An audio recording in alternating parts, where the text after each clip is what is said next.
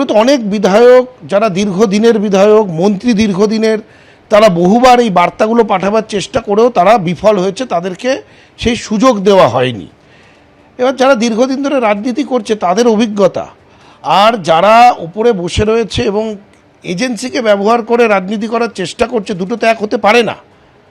সেটা তো পরিষ্কার হয়ে গেল, এই নির্বাচনের ফলাফলেই সেটা পরিষ্কার হয়ে গেল। 58 জন ইতিমধ্যেই সই করেছেন, সংখ্যাটা আরও বাড়তে পারে। 31 তারিখ কালীঘাটের মিটিংয়ে 20 জন ছিলেন, 5 তারিখে সেই সংখ্যাটা কমে হলো 8। আমাদের টিমের সংখ্যা 60-এর বেশি হতে পারে। শুনুন কি বলেছেন তিনি। 58, তারপরে বাজারে গুঞ্জন 60, 64 এরকম বিভিন্ন সংখ্যা। অফিসিয়াল তো 58 আপনারা প্রমাণ করেই দিয়েছেন, সংখ্যাটা ঠিক কোথায় গিয়ে দাঁড়াবে? দেখুন, 58 জন যখন সই করেছে, এখন 58তেই থাকুক, বাকি সংখ্যা যেমন বাড়বে আপনারা জেনে যেতে পারবেন। কিন্তু এইটুকু বলতে পারি, 31 তারিখ যখন মিটিং ডাকা হয়েছিল কালীঘাটে 20 জন পৌঁছেছিল, আর 5 তারিখ যেই মিটিং ডাকা হয়েছে সেখানে 8 জন বিধায়ক পৌঁছেছে।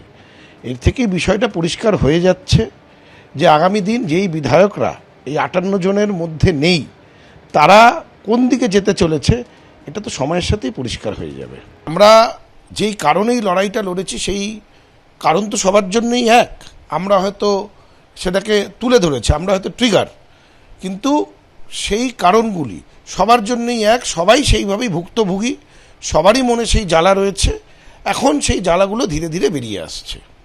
না, আপনি বলছেন 58 জন অফিসিয়াল যারা সাইন করেছে, তাহলে যোগাযোগ করছে এই সংখ্যাটা কত? সেটা একাধিক এবং আমরা কি সেটা 7, 8 বা 10 ধরতে পারি? সেটা আপনি অনায়াসে সেটা বলতে পারেন যে যারা যোগাযোগ করছে তারা যখন এখানে চলে আসবে সেটা 60-এর অনেক বেশি হয়ে যাবে।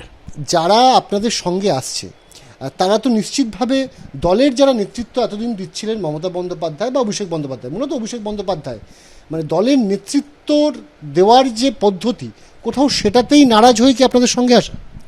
নিশ্চিতভাবে অভিষেক বন্দ্যোপাধ্যায় যেই হাই হ্যান্ডেডনেস নিয়ে চলেছে, যেইভাবে দলটাকে পরিচালনা করার চেষ্টা করেছে, তাতে আমাদের গ্রাসরুটের সংগঠন ছত্রাখার হয়ে গেছে। কোনো রিপোর্ট জেলা লেভেল থেকে, ব্লক লেভেল থেকে না নিয়ে এককভাবে ওপর থেকে চাপিয়ে দেওয়া, তাতে সংগঠন কমজোর হয়েছে, যার জন্যে আজকে এই বিপর্যয়ের সম্মুখীন হতে হয়েছে দলকে। এগুলো তো অনেক বিধায়ক যারা দীর্ঘদিনের বিধায়ক, মন্ত্রী দীর্ঘদিনের, তারা বহুবার এই বার্তাগুলো পাঠাবার চেষ্টা করেও তারা বিফল হয়েছে, তাদেরকে সেই সুযোগ দেওয়া হয়নি।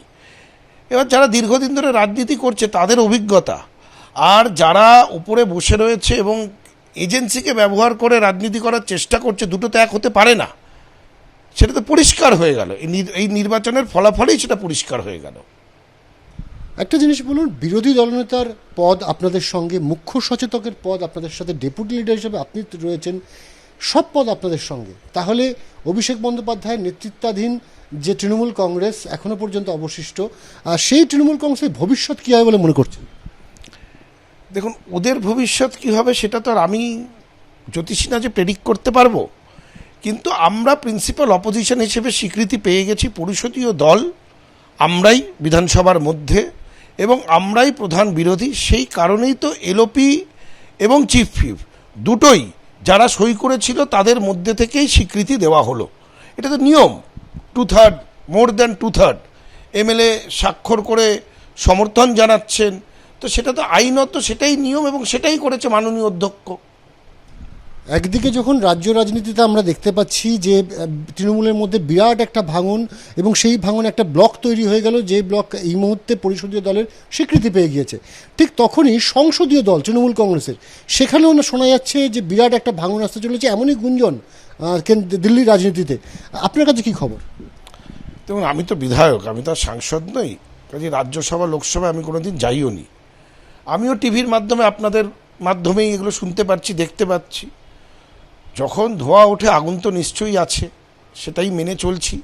দেখা যাক, কিছুদিনের মধ্যে সেটাও পরিষ্কার হয়ে যাবে। বহু পুরনো সাংসদ, সম্মানীয় সাংসদ, তারাও মুখ খুলছেন, তারাও বিষয়টাকে সামনে নিয়ে আসছেন, তুলে ধরছেন।